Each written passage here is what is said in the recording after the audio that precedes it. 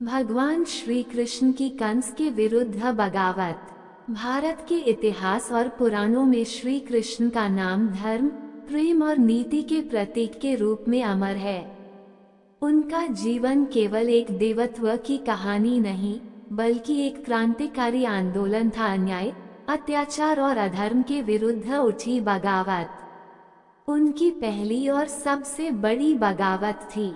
मथुरा के तानाशाह राजा कंस के खिलाफ। ये केवल एक राजा के खिलाफ नहीं, बल्कि भय और असत्य के शासन के खिलाफ उठी आवाज थी। कंस का अत्याचार। मथुरा नगरी के राजा उग्रसेन के पुत्र कंस प्रारंभ में एक वीर और बुद्धिमान व्यक्ति था, परंतु अहंकार ने उसकी बुद्धि को भ्रष्ट कर दिया। जब उसकी बहन देवकी का विवाह यदुवंशी वीर वासुदेव से हुआ, तो कंस स्वयं रथ हाँककर उन्हें ससुराल तक पहुंचाने जा रहा था। उसी समय आकाशवाणी हुई, हे कंस, जिस देवकी को तू स्नेहपूर्वक विदा कर रहा है, उसी का 8वां पुत्र तेरी मृत्यु का कारण बनेगा। ये सुनते ही कंस का चेहरा भय और क्रोध से विकृत हो गया। वो उसी क्षण अपनी बहन को मारने पर उतारू हो गया। वासुदेव ने समझाया, हे कंस, देवकी निर्दोष है। तुम्हें जो भय है वो उसके बच्चों से है। मैं वचन देता हूँ, जो भी संतान होगी तुम्हें सौंप दूंगा। कंस ने ये शर्त मान ली, परंतु उसका हृदय शक और क्रूरता से भर गया। देवकी और वासुदेव की कैद। कंस ने दोनों को कारागार में डाल दिया। जैसे ही देवकी के बच्चे जन्म लेते, कंस उन्हें निर्दयता से मार देता। 6 बच्चों की हत्या के बाद भी उसका भय कम नहीं हुआ। 7वां गर्भ भगवान की योगमाया से रोहिणी के गर्भ में स्थानांतरित हो गया, जिससे बलराम का जन्म हुआ। 8वां गर्भ वही था जिससे कृष्ण ने जन्म लेना था। कृष्ण का जन्म। भाद्रपद माह की कृष्ण पक्ष की अष्टमी की आधी रात को भयंकर वर्षा और बिजली के बीच भगवान विष्णु स्वयं कृष्ण रूप में अवतरित हुए। उनके चारों हाथों में शंख, चक्र, गदा और पद्म थे। उन्होंने कहा, हे वासुदेव, हे देवकी, मैं वही विष्णु हूँ जिसने धर्म की रक्षा के लिए जन्म लिया है। तुम अभी मेरा ये दिव्य रूप छोड़कर बाल रूप में मुझे गोकुल पहुंचा दो। वासुदेव ने भगवान को टोकरी में रखा और कारागार के द्वार की ओर बढ़े। सारे ताले अपने आप खुल गए, पहरेदार सो गए और यमुना ने रास्ता दे दिया। उन्होंने बालकृष्ण को नंद बाबा के घर पहुंचा दिया और यशोदा के नवजात कन्या को लेकर लौट आए। सुबह होते ही जब कंस को बालिका के जन्म का समाचार मिला, वो उसे भी मारने आया, परंतु बालिका योगमाया ने कहा, हे कंस, तेरा वध करने वाला जन्म ले चुका है किसी और स्थान पर। कंस भय से कांप उठा। गोकुल में कृष्ण का बचपन। कृष्ण ने नंद और यशोदा के घर बाल रूप में पला बढ़ा। उनका बालपन लीलाओं और चमत्कारों से भरा था।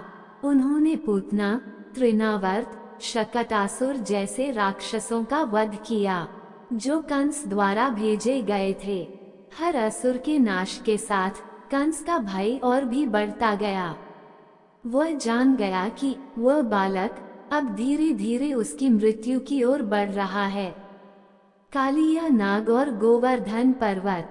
कृष्ण ने यमुना को विषैला बनाने वाले कालिया नाग को भी पराजित किया।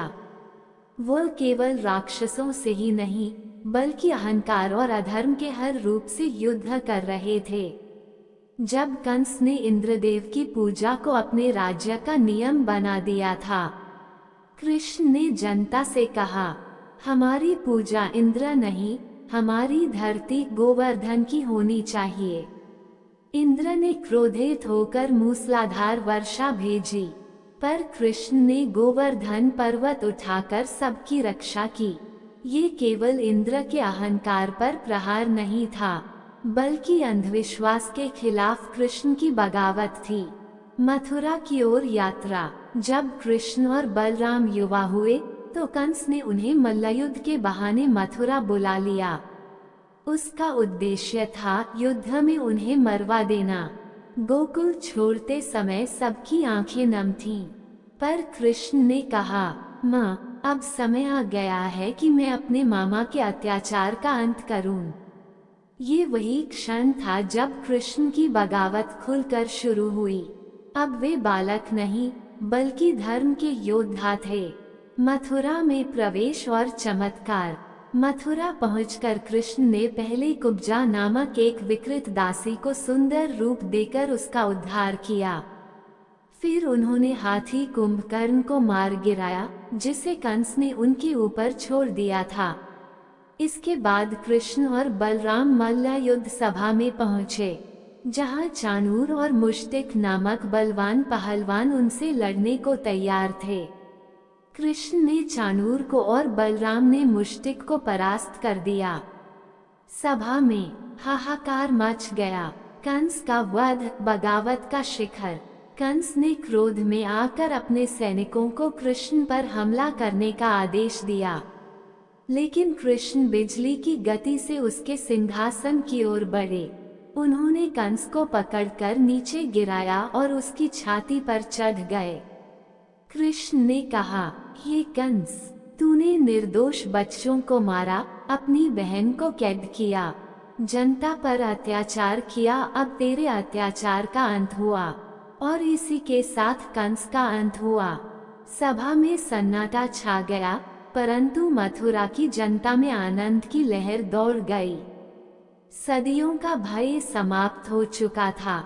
उग्रसेन का पुनर्स्थापन और न्याय की स्थापना। कृष्ण ने अपने नाना उग्रसेन को पुनः मथुरा का राजा बनाया। देवकी और वासुदेव को कारागार से मुक्त किया। ये केवल एक राजनीतिक परिवर्तन नहीं था, बल्कि धर्म, सत्य और न्याय की पुनर्स्थापना थी। कृष्ण ने दिखा दिया कि ग्रेटर देन सच्चा अवतार वह नहीं जो शक्ति दिखाए, बल्कि वह जो अन्याय के खिलाफ खड़ा हो। कृष्ण की बगावत का संदेश। कृष्ण की यह बगावत हमें कई जीवन दर्शन देती है। 1. अन्याय के खिलाफ खामोश रहना भी अधर्म है। जैसे कृष्ण ने अपने ही मामा के अत्याचार को नहीं सहा। 2.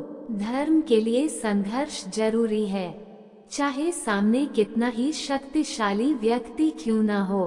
3. अहंकार का अंत निश्चित है, चाहे वह राजा कंस का हो या देवता इंद्र का। 4. कृष्ण का युद्ध विनाश नहीं, परिवर्तन के लिए था।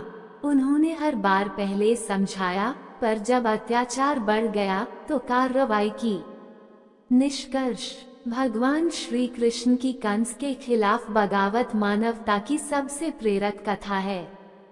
ये दिखाती है कि भगवान का अवतार केवल पूजा के लिए नहीं, बल्कि असत्य के विनाश और सत्य की स्थापना के लिए होता है। कृष्ण ने अपने जीवन से सिखाया, जब अन्याय बढ़े तो मौन रहना पाप है। सत्य के लिए खड़ा होना ही सच्ची भक्ति है। मथुरा की गलियों में गूंजता वह स्वर आज भी हमें प्रेरित करता है। जय श्री कृष्ण।